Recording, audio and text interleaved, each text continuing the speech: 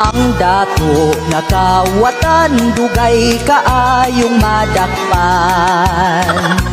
Ninilyon ang kinawat, tiruwa pagkipusasan. Abogado gibayaran para sila pipinsahan. Magaling siya. Ang uban tuas gawas, ni sibat na sa Pinas, kaysa kaso ni Ikyas. Kung ang pobre mangawat, tungod kay way makaon.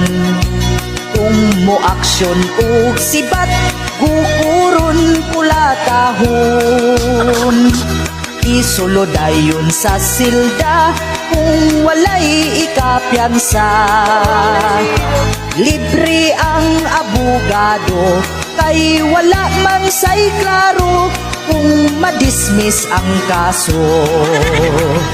Mga dato kung madakpan, putson ang higdaanan.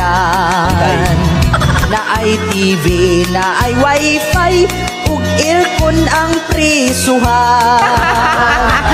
Ang pobre kung mapriso, maghigda sa simento.